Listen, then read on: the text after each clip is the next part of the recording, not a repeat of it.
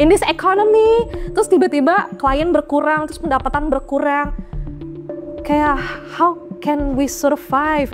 We can't even afford kopi setiap hari. Kayak sekarang tuh mesti hemat-hemat gitu lah.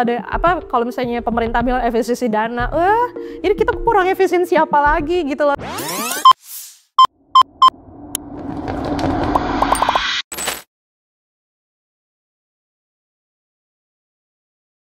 Iren Esterlita adalah ilustrator yang terdampak oleh AI generatif, teknologi kecerdasan buatan yang mampu menghasilkan konten baru dan asli berdasarkan data yang sudah ada. Selain menggantungkan hidup sebagai pekerja kontrak dengan upah 5 juta per bulan, ia juga bekerja sebagai ilustrator lepas. Namun penghasilannya dari proyek lepas kini terpangkas setengah menjadi sekitar 2,5 juta per bulan. Jasa ilustrasinya semakin sepi karena sejumlah klien mulai menggunakan AI generatif yang dianggap lebih praktis dan murah. Ia menyayangkan minimnya perhatian pemerintah terhadap situasi ini karena menurutnya disrupsi AI bahkan mengancam masa depannya. Pikirin aja pacar gue tuh. Kita mau nabung buat nikah, in this economy. Gue aja sampai dibilang, nekat ya lu Ren. Ya tapi gue tahun depan pengen merit. Cuma gara-gara ngeliat keadaan kayak gini kan, brengsek nih AI. Oh berarti. Iya. Aku yang punya pendapatan tetap pun aja, aku mikir keras. Ya, ini gimana pacar gue? Gimana pacarku yang literally dia freelance, menggantungkan diri pada project. Terus projectnya harus berkurang cuma gara-gara AI. Tak hanya Iren, Iman Yowidianto atau Yowid, seorang penerjemah yang bekerja sejak 2016 cemas akan dampak AI. Pada akhir 2023, ia dipecat karena perusahaan menganggap AI bisa menggantikannya. Padahal menurutnya AI hanya alat bantu. Dalam produk jasa bahasa itu menurutku akan sangat terlihat misalnya ada konteksnya nggak nyampe gitu. Misalnya dibilang penulisan prompt, tapi dibilangnya jadi penulisan dengan cepat. Prompt itu memang bisa jadi cepat gitu kan dalam adjektif dalam bahasa Inggris. Tapi prompt di sini maksudnya misalnya prompt LLM gitu. Jadi begitu menurutku akan langsung kelihatan kok bahwa aneh gitu. Akan terjemahan yang dikerjakan AI tanpa disupervise, tanpa diawasi manusia sama sekali, tanpa ada peran editor manusia sama sekali itu akan sangat ketara sih, akan sangat kelihatan gitu. Yowid lantas menjadi pekerja lepas, menggantungkan hidup dari upah satu proyek ke proyek lainnya, termasuk menjadi penyunting AI, karena ia tertarik menambahkan sisi humanis dalam kecerdasan buatan. Namun, pendapatannya tak sebanding dengan kebutuhan hidup. Ia biasanya mendapatkan upah 1 hingga 3 juta rupiah untuk satu proyek, dan harus menunggu berbulan-bulan untuk cair. Upah itu ia sisihkan untuk mencukupi kebutuhan hidup primer maupun sekunder, mulai dari biaya kosan Rp900.000, makan sehari-hari hingga pulsa, kuota, dan internet. Meski menghadapi tantangan ekonomi dan minimnya upah, Yowid tetap memegang prinsip bahwa manusia memiliki peran penting dalam menghadapi disrupsi teknologi. Karena itu, ia mengalokasikan 10 hingga 20% penghasilannya untuk mengikuti kelas peningkatan kapasitas demi bertahan di tengah gempuran AI.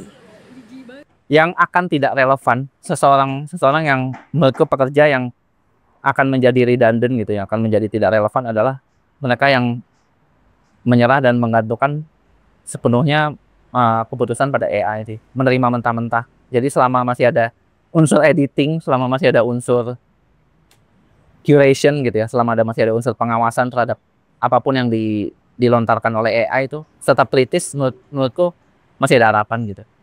Sekecil apapun tapi masih ada gitu. Kisah Iren dan Yowid mencerminkan fenomena dari perkembangan artificial intelligence atau AI di dunia kerja.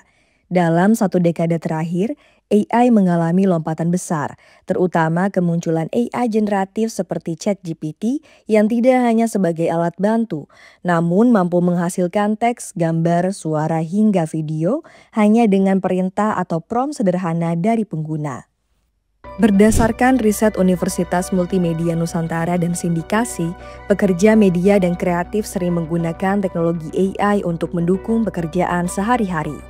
Meski di satu sisi AI generatif dianggap efisien dan murah, di sisi lain 58% responden riset tersebut merasa khawatir pekerjaan mereka akan tergantikan oleh otomatisasi AI.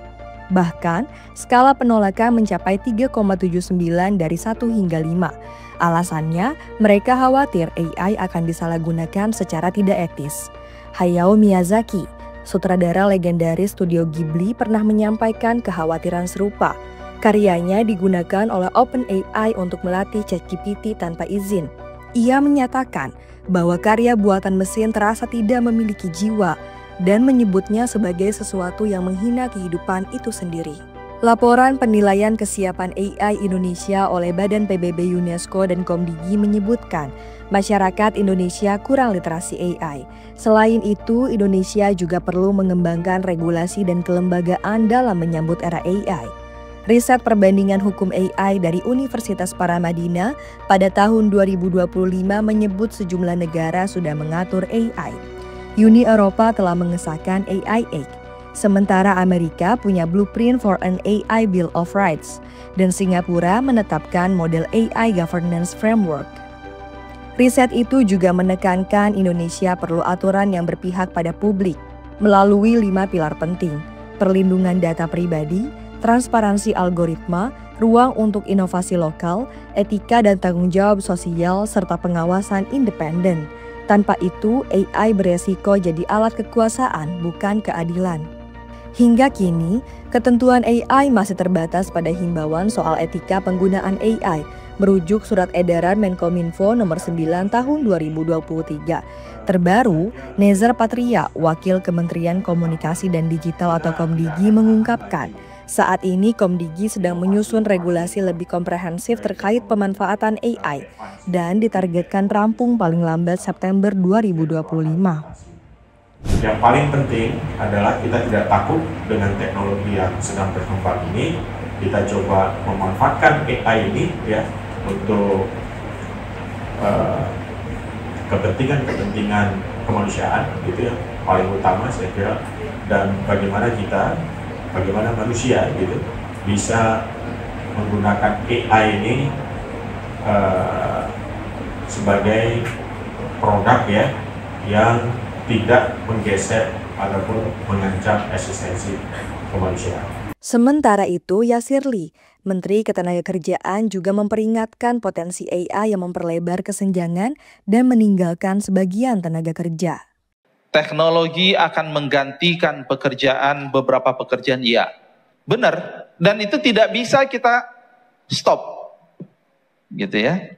Tapi ingat bahwa teknologi, komputer, IT akan menciptakan pekerjaan baru. Gitu ya. Jadi jangan hanya melihat parsial. Sehingga tantangan Kementerian Ketenagakerjaan adalah yang disebut dengan melakukan reskilling. Ya. Yang kedua, melakukan kolaborasi dengan Kementerian Pendidikan Tinggi, vokasi, untuk kita sama-sama menyikapi tantangan ke depan ini. Ya, jadi kita bersinergi. Progresif telah menghubungi Kemkomdigi maupun Kemnaker untuk meminta keterangan lebih lanjut. Namun hingga liputan ini dibuat, belum ada jawaban resmi yang diberikan. Hyari Setianto, peneliti UMN, menyatakan bahwa keresahan para pekerja yang beradaptasi, resisten maupun netral dengan AI generatif utamanya itu valid. Karena tak hanya mengancam pekerjaan, namun juga soal hak cipta karya. Ia menilai potensi penggantian tenaga kerja oleh AI itu memang benar adanya. Namun tren teknologi ini bergerak seperti bandul. Setelah dominasi hal-hal instan, akan muncul kebosanan pada karya AI dan kerinduan pada yang analog serta personal. Seperti di industri musik, di tengah era streaming, orang justru kembali ke kaset dan piringan hitam karena dianggap nyata dan emosional. Hal ini juga bisa terjadi di industri media dan kreatif. Nah, disitulah momen ketika seseorang yang misalnya punya bahasa saya signature dalam segi karya kreatif yang dia buat, itu akan dicari itu. Karena memang ini identik dengan si orangnya tadi dan itu akan dicari. Nah, saya pikir kalau ya tadi para pekerja seni sudah bisa memposisikan dirinya punya signature-nya sendiri, itu tetap akan dicari. gitu, nggak akan tergerus oleh teknologi baru apapun, karena akan ada kerinduan bahwa ya misalnya kalau dalam konteks karya seni itu kan orangnya, karya seni yang diciptakan oleh orangnya, AI itu kan hanya alat bantunya saja. Di sisi lain, Yari menekankan pentingnya perlindungan bagi pekerja terhadap AI melalui pembentukan ekosistem yang aman untuk berekspresi, berkarya, dan memperoleh penghasilan dari kerja kreatif yang sepenuhnya dibuat manusia. Menurut Yeri, saat ini sudah mulai muncul pasar seni yang justru merayakan karya manual, dan pasar ini terbukti punya peminatnya. Sementara itu, regulasi terkait AI di Indonesia masih terbatas pada panduan yang tidak mengikat secara hukum. Di dunia jurnalisme, Dewan Pers baru mengeluarkan panduan tambahan sebagai pelengkap kode etik jurnalistik yang menekankan etika penggunaan AI di ruang redaksi. Namun, inisiatif semacam ini baru menyentuh sebagian kecil sektor, seperti jurnalisme saja, maka perlu dorongan dari pemerintah dalam menangani situasi ini. Ya, pemerintah idealnya memang tadi merangkul semua pihak ya untuk bicara, untuk melihat pro dan kontra, berbagai macam opini soal teknologi baru ini idealnya dibawa kemana, sehingga ketika suatu saat mereka akan menginisiasi sebuah regulasi itu diarahkan memang lebih ya tadi berpihak pada rakyat dibandingkan berpihak kepada industrinya semata gitu. Karena kan dikhawatirkan kalau hanya berorientasi kepada industri ya mereka cenderung akan potong kompas tadi kan. Lebih melihat bahwa ini alat yang bagus untuk efisiensi finansial dibandingkan memikirkan dampaknya bagi para pekerja. Yowid mendorong agar pemerintah segera menyusun regulasi terkait etika dan keamanan penggunaan AI, terutama soal transparansi sistem. Misalnya ketika klien meminta penggunaan AI tertentu, harus ada aturan yang jelas agar pekerja tidak disalahkan jika terjadi pelanggaran data atau kesalahan sistem.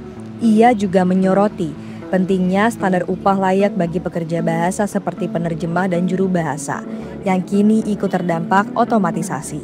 Pemerintah perlu menetapkan kompensasi minimum, baik per kata, halaman, maupun per jam, untuk memastikan pekerjaan mereka tetap dihargai secara adil. Setelah udah masuk ChatGPT dan aku di kantor pakai itu gitu, ya bisa sampai 4.000-5.000 per hari. Ya gimana tidak menggiurkan bagi pemberi kerja juga gitu. Dan tetapi menurutku coba lebih fair aja lah. Pemberi kerja yang lebih appreciate human touch itu tadi menurutku yang akan survive juga gitu. Agensi yang akan memberi kompensasi yang layak kepada manusia yang mampu ya. Sementara itu, Iren menekankan pentingnya para pekerja untuk berserikat dan berkonsolidasi sebagai ruang berbagi, berdiskusi, dan melawan dominasi teknologi yang mengabaikan nilai kerja manusia. Bagi Iren, seni bukan hanya karya, tapi juga bentuk perlawanan politik. Karena itu, ia ingin mempertahankan kebebasan dan kepuasan dari proses kreatif yang sungguh-sungguh manusiawi. Nah, ini suatu kepuasan. Ini adalah sebuah kepuasan di mana lo bikin sesuatu, terus lo cetak, lo pakai, ada orang yang pakai atau orang yang beli. Ya ini kepuasannya ini. Jadi untuk sekarang ya yang kita perjuangin tuh yang ini dulu nih, yang kayak begini-begini. Jangan sampai kesenangan ini nih harus hilang karena AI gitu loh. Untuk masalah penggunaan generated AI ke depannya ya pikirin dah ntar gimana. Tapi untuk yang sekarang kita perangi dulu lah, kita pasang regulasi dulu lah. Walau kita juga nggak tahu ke depannya akan jadi gimana. Begitu.